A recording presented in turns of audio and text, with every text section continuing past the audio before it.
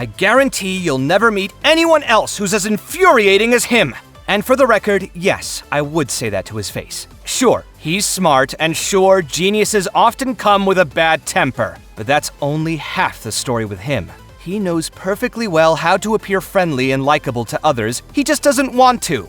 If he ever gives you the impression that he doesn't really have a temper, or that he's rigidly logical like a machine, then you just don't know him well enough yet. He definitely has a personality, it's just too big a personality. Most people wouldn't get it. Alhaitham helped me out a fair amount recently. If we were still as close as we were during our student days, then I'd be thanking him every chance I got. Now though, I can't seem to get a word of appreciation out of my mouth. Even if I could, I wouldn't want to give him the satisfaction. I guess you could say our relationship is something of a mixed bag these days. Honestly, with everything that's happened, it almost feels like the universe has been playing pranks on us. It's hard to make sense of it all. Too much to process for one lifetime. I will say that it's not every day that you get to know someone like him. I just wish he could rein in some of the worst excesses of his personality. Okay, yeah, that's never gonna happen. Lesser Lord Kusanali is a wise and capable god. Not only is she extremely knowledgeable, she also possesses virtue far beyond mortal comprehension. I have only the utmost respect for her tolerance of others, especially in a nation of learning like SUMERU. That takes great equanimity. Sometimes, though, I do stop to wonder, surely even the gods must have their struggles too. Oftentimes, confusion is the beginning of wisdom, in which case, how can we ever achieve true happiness? Nilou's talent as a dancer is indisputable. Zubair Theater really lucked out when they recruited her. I've heard that she has a great personality too. She always smiles and says encouraging things to her audience when she's performing. Once I can find some time, I'll have to catch one of her shows. Tighnari. He's one of the nicest guys you could know.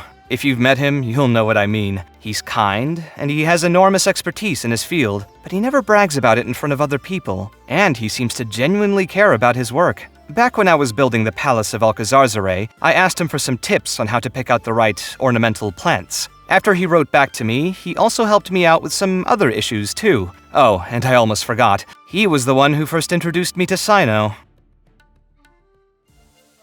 I've met Collei quite a few times now. As Tighnari's student and assistant, she follows him everywhere. With her diligence and patience, she's much more responsible than most other kids her age. But, I can also tell that she's got a lot going on inside.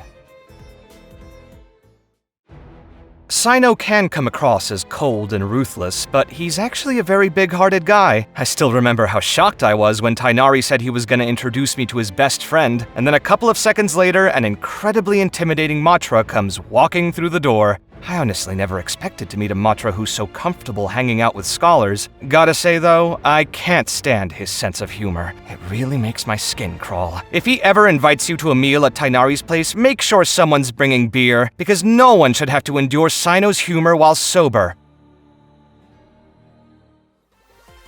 Dori is the owner of the Palace of Alcazarzare. Excuse me? Mine? Oh, no, don't be ridiculous. I know full well that it doesn't belong to me. I know, but please, let's not go there. Dori is a shrewd one. She knows how to coerce others into doing things for her. For various reasons, I now owe her a large sum of money. It all got quite complicated in the end, but anyway, I wish she'd show me a little mercy and stop making my life a misery for the sake of Mora. I swear, she doesn't seem like a bad person at heart, so I just don't understand. How did she turn out like this? Madame Faruzan doesn't mince her words, so I can understand why some students at the academia are afraid of her. She doesn't have any bad intentions, though. All she wants is to devote herself completely to the research that interests her. Some people say that all Haravatat scholars are hard to get along with, and, I'll let you be the judge of that. I assume she's already asked you to be her student? She sure is a little intense when she's doing the hard sell, huh? But she can walk the walk, too. She really does know her stuff. You must have seen the Palace of Alcazarzare before. That's my magnum opus. I sacrificed so much for that. Everyone else thought I'd lost my mind.